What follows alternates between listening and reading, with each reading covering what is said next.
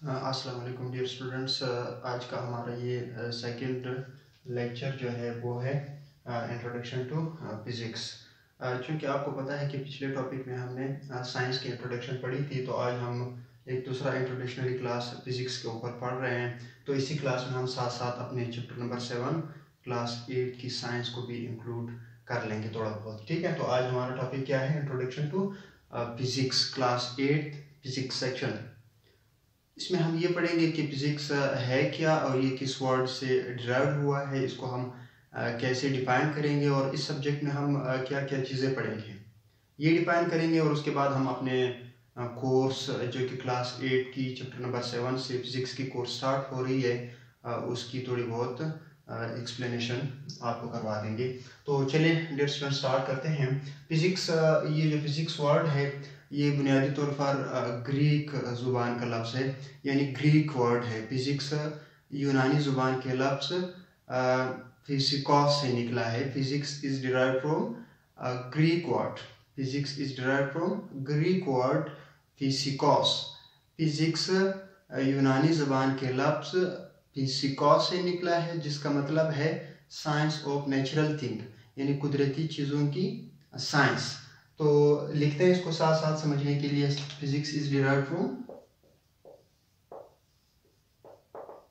Physics is derived, physics derived क्या मतलब? अखज हुआ है या निकला है। फिजिक्स लफ्ज कहाँ से अखज हुआ है, कहाँ से निकला है? From Greek word.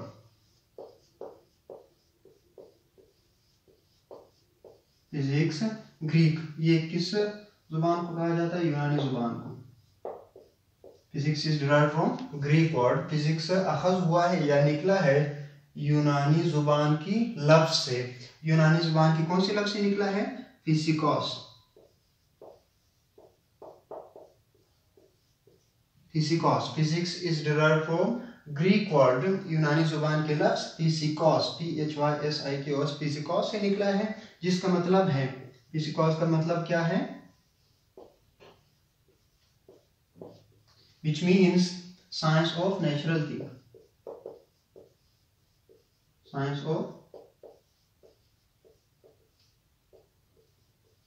natural things, कुदरती अशिया की या कुदरती चीज़ों की इल्म।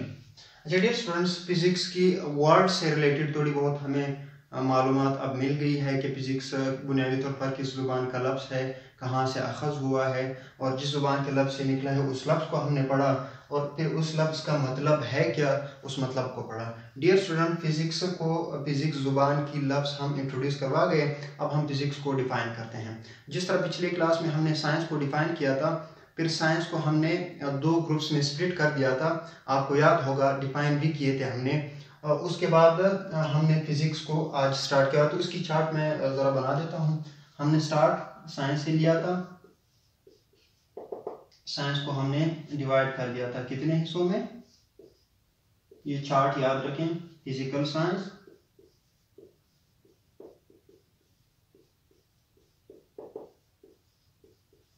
और नंबर 2 बायोलॉजिकल साइंस।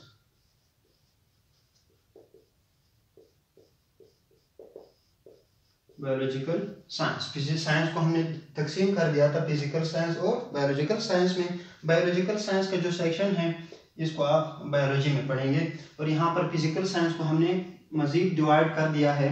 इसमें कौन कौन सी सब्जेक्ट्स आते हैं? फिजिक्स, उसके अलावा केमिस्ट्री,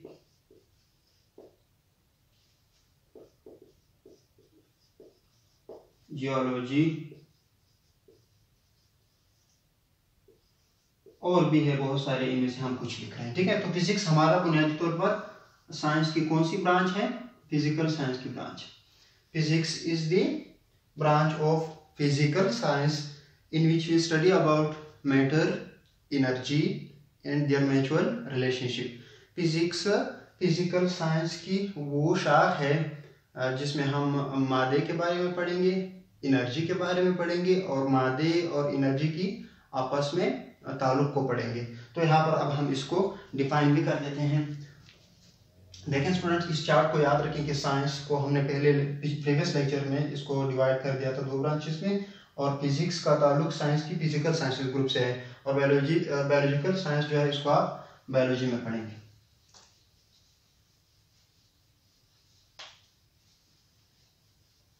तो देखें जरा physics,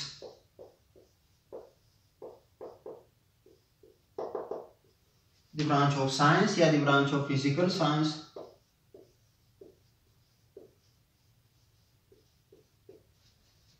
the branch of science, science की वो शाख इन विच वी स्टडी, जिसमें हम पढ़ते हैं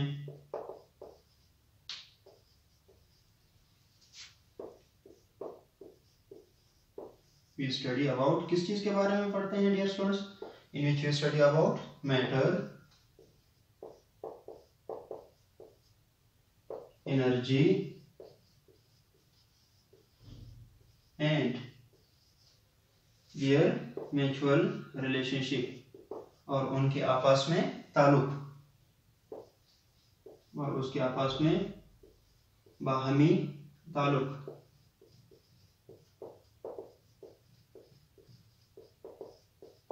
म्यूचुअल कहते हैं बाहमी को।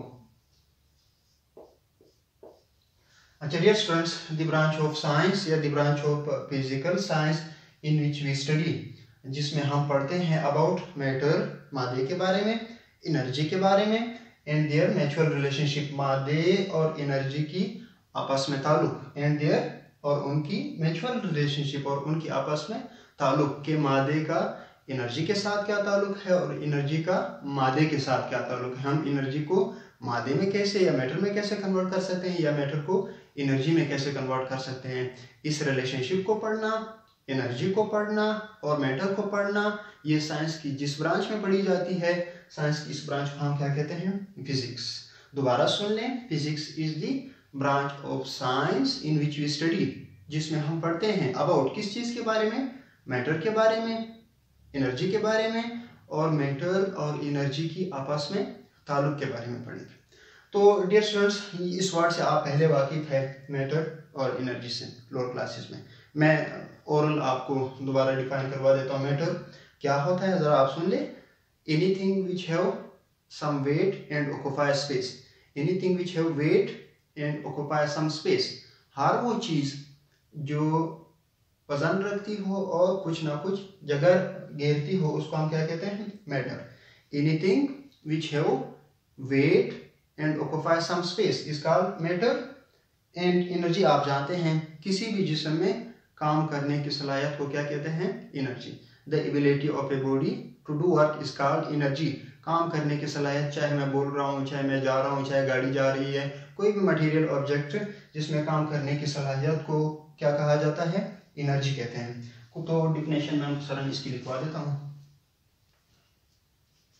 मैटर, इसको उर्दू में क्या कहते हैं, मादा।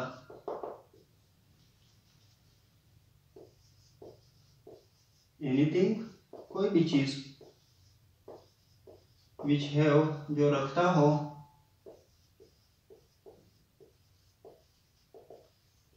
वेट, विच हैव, जो रखता हो वेट, वजन,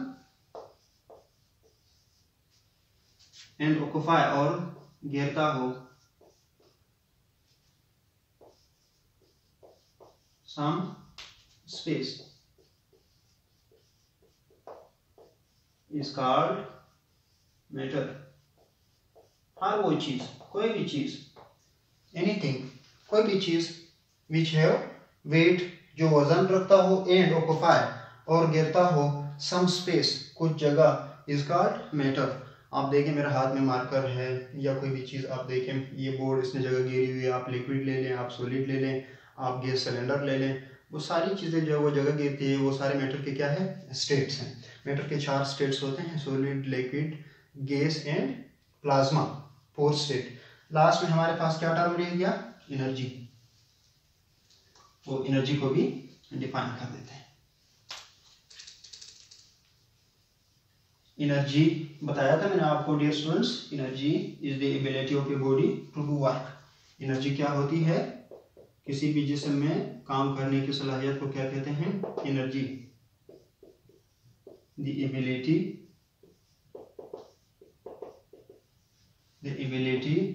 of a body to do what, किसी भी जिस्म में काम करने की सलाहियत को क्या कहते हैं, एनर्जी कहते हैं। The ability of a body to do work is called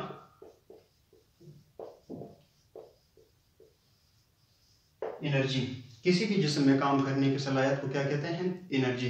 मैंने आपको पहले बताया था कि मैं बोल रहा हूँ, मेरे बोलने के लिए मुझे एनर्जी चाहिए, मैं जा रहा हूँ, मेरे जाने के लिए या वॉक करने के लिए या रन करने के लिए क्या चाहिए, एनर्जी। गाड़ी जो है वो रोड के ऊपर ट्रेवल कर रही होती है, सफ़र कर रही होती है, उसके लिए एनर्जी चाहिए जो कि पेट्रोल प्रोवाइड करती है या डीजल प्रोवाइड करती है।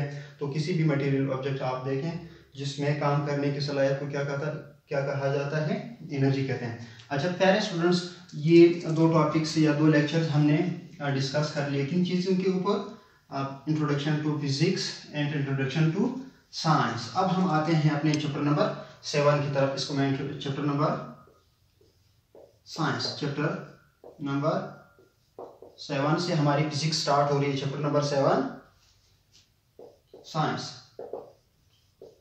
ये कौन सा है, ये फिजिक्स पोर्शन है। फिजिक्स पोर्शन साइंस की बुक की चैप्टर नंबर 7 से स्टार्ट हो रही है, जिसका नाम क्या है, force and pressure.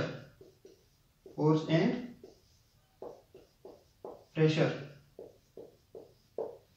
Dear students, आपके 8th क्लास की साइंस की कोर्स में फिजिक्स का पोर्शन चैप्टर नंबर 7 से स्टार्ट हो रहा है। और चैप्टर नंबर 7 का नाम क्या है, फोर्स एंड प्रेशर। इस चैप्टर में हम क्या पढ़ेंगे, ये चीज़ें जरा आप देखें। इस चैप्टर में, चैप्टर नंबर 7 में जो कि फोर्स और प्रेशर है, इसमें हम पढ़ेंगे कि फोर्स क्या है, नंबर 1, नंबर 2 प्रेशर क्या है, वाटर प्रेशर क्या है,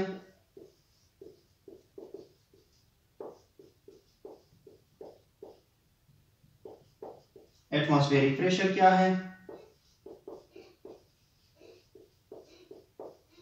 atmospheric pressure, atmospheric pressure number 4, number 5 इसमें हम पढ़ेंगे कि हाइड्रोलिक सिस्टम क्या है,